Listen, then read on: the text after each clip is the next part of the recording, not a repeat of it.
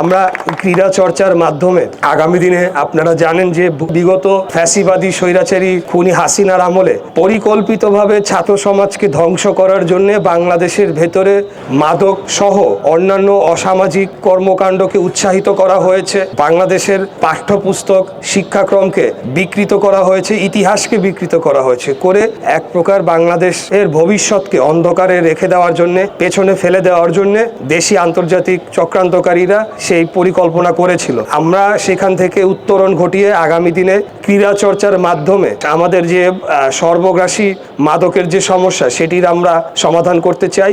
আমরা চাই যে আমাদের আগামী দিনের জাতির মেরুদণ্ড হিসেবে শিক্ষা এবং তার সাথে ক্রীড়াকেও যুক্ত করে বাংলাদেশকে কিভাবে এগিয়ে নিয়ে যেতে হবে সেটার জন্য আমাদের কিছু পরিকল্পনা রয়েছে, যেটা আপনারা 31 দফার মাধ্যমে জানতে পেরেছেন।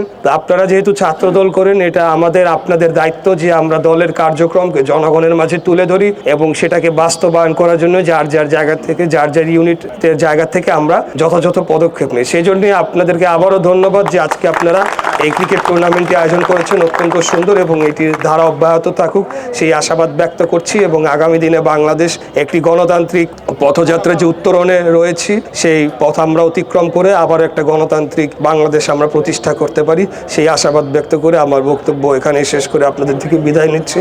খোদাফেজ। বাংলাদেশ জিন্দাবাদ, বাংলাদেশ জাতীয়তাবাদী দল জিন্দাবাদ। শহীদ রাষ্ট্রপতি জিয়াউর রহমান অমর হোক। দেশনেত্রী বেগম খালেদা জিয়ার সুস্বাস্থ্য কামনা করে আপনাদের কাছে দোয়া করার জন্য আবেদন জানাচ্ছি।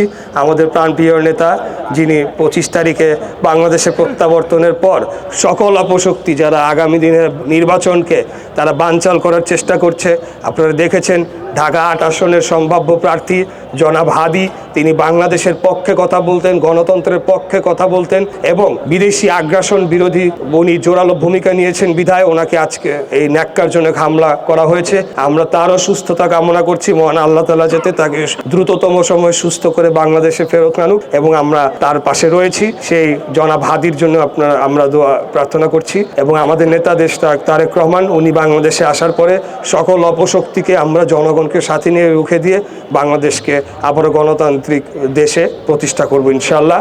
এই বলে আমার বক্তব্য শেষ করছি। আল্লাহ হাফেজ সবাই।